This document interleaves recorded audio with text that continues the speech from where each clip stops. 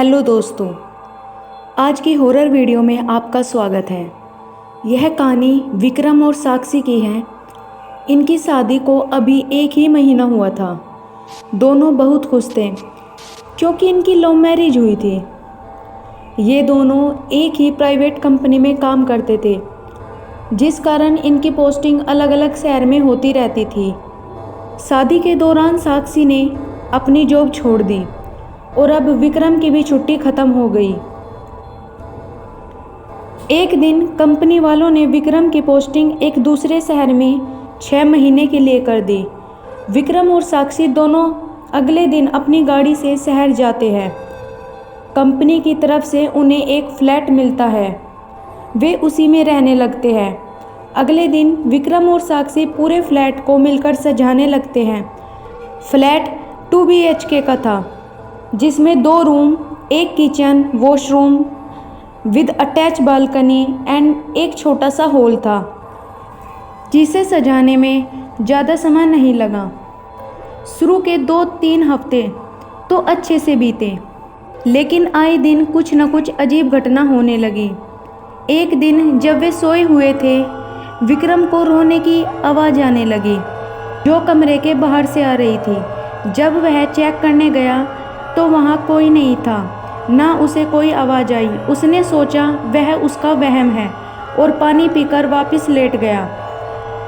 उसने इस बारे में साक्षी को नहीं बताया।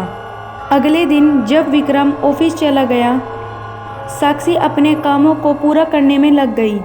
वो लॉन्ड्री एरिया में जाकर वॉशिंग मशीन में कपड़े धुलने के लिए डाल देती है और किचन में जाकर साफ सफाई करने लगती है।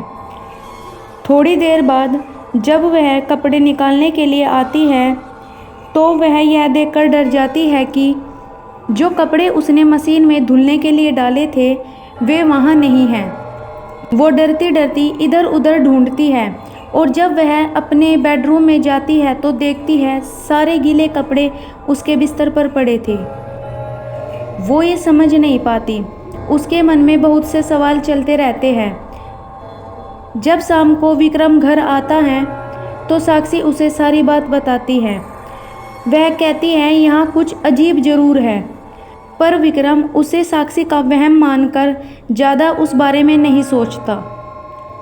उस रात जब वे खाना खाकर सोने चले जाते हैं, करीब आधी रात को विक्रम को किसी के चलने की आवाज़ आती है और अब वो आवाज़ धीरे धीरे तेज होती जाती है, जैसे कोई उनके नज़दीक आ रहा हो। और जैसे ही विक्रम साक्षी की ओर देखता है तो उसे साक्षी की बगल में एक काला साया दिखाई देता है, जिसे देखकर विक्रम बहुत तेजी से चीखता है और बेड से नीचे गिर जाता है।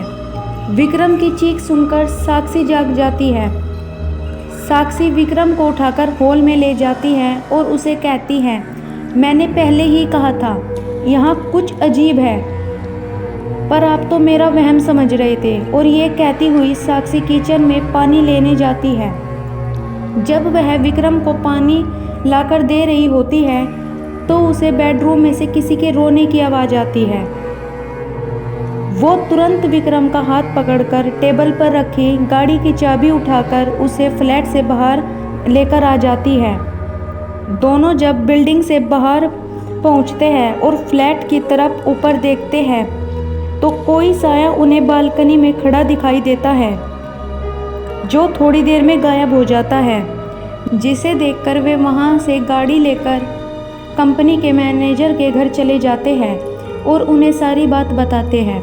अगले दिन मैनेजर किसी को भेजकर उनका सामान वहां से निकलवा लेता है और उन दोनों को कोई दूसरा फ्लैट में शिफ्ट कर देता है। अब सब सही है, वे अच्छे से हैं, पर यह हादसा आज भी उनकी रातों की नींद उड़ा देता है। तो ये थी आज की हॉरर स्टोरी। फिर मिलेंगे एक और हॉरर स्टोरी के साथ। तब तक के लिए वीडियो को लाइक और चैनल को सब्सक्राइब कर दें। धन्यवाद। जय श्री राम।